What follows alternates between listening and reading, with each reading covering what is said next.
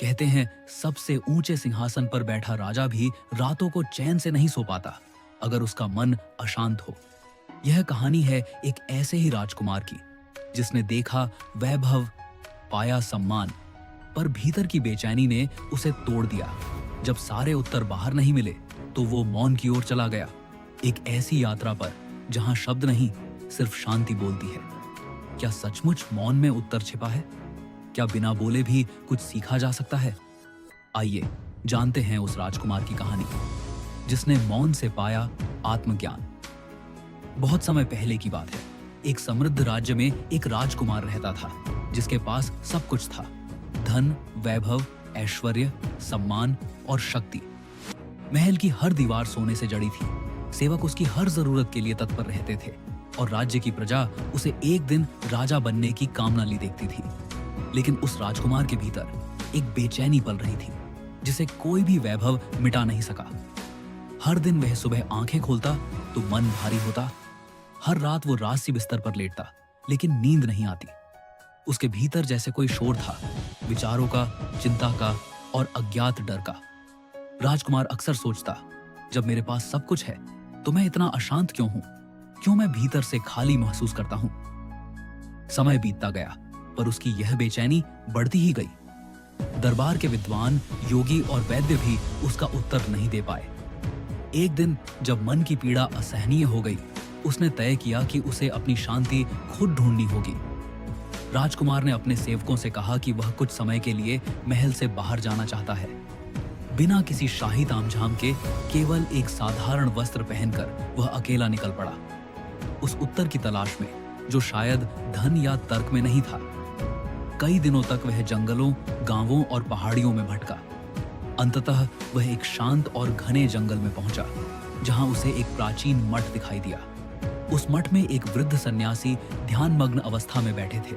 उनकी उपस्थिति में एक अद्भुत शांति थी, जैसे समय ठहर गया हो। राजकुमार उनके पास गया और विनम्रता से प्रणाम किया। उसने कहा, गुरुवर, मेरे पास वह सब कुछ है जो एक मनुष्य चाह सकता है, धन, सम्मान, शक्ति, लेकिन मेरा मन कभी शांत नहीं होता। मैं रात भर जागता हूँ, मेरे विचार कभी रुकते नहीं। कृपया मुझे शांति पाने का मार्ग बताइए।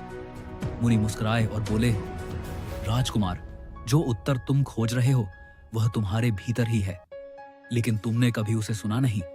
मैं तुम्हें मार्ग दिखा सकता हूं, लेकिन उसे चलना तुम्हें स्वयं होगा। फिर मुनि ने कहा, तुम यहां इस मठ में 21 दिन रहो। इन 21 दिनों तक मौन का पालन करो, किसी से बात मत करो और जितना हो सके अपने विचारों को बस देखो, बिना कोई प्रतिक्रिया दिए। प्रकृति को देखो, अपने भीतर झांको और मौन के साथ रहो। राजकुमार को यह असामान्य लगा। क्या केवल चुप रहने से शांति मिल सकती है? लेकिन वह इतनी बेचैनी झेल चुका था कि किसी भी मार्ग को आजमाने को तैयार था। पहला दिन उसके लिए सबसे कठिन था। जैसे ही उसने बोलना बंद किया, उसका मन और भी अधिक शोर मचाने लगा। हर पल उसे किसी से कुछ कहने की इच्छा होती। उसके विचार इधर उधर भागते रहे, अतीत, भविष्य, कल्पनाएं, चिंताएं।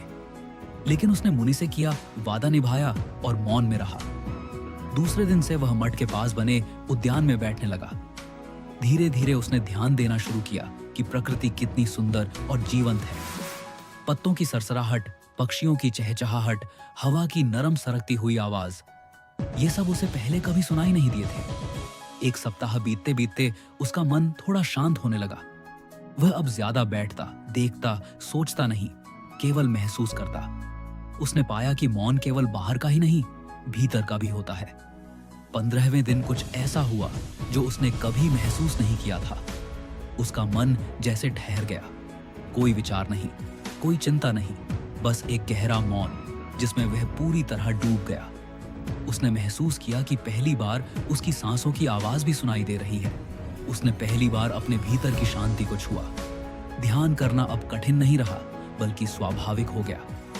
हर पल वह अधिक सजग होता जा रहा था, अपने आसपास से भी और खुद से भी। बिना बोले वह खुद से संवाद कर रहा था। 21वें दिन मुनि ने उसे बुलाया और पूछा, राजकुमार, बताओ, इन 21 दिनों में तुमने क्या जाना? राजकुमार ने सिर झुकाया और कहा, गुरुदेव, मैंने जाना कि मेरी बेचैनी मेरे ही शब्दों से थी। मैं बहुत बोलता था, जरूरी बातों से ज्यादा अनावश्यक चर्चाओं में समय गंवाता था, गपशप करता था, आलोचना करता था, और इन सब से मेरे भीतर शोर भरता गया।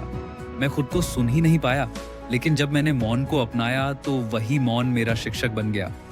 मेरे विचार स्पष्ट हुए, मेरा हृदय शांत हुआ। मैंने महसूस किया कि असली शांति बाहर से नहीं, भीतर से आती है।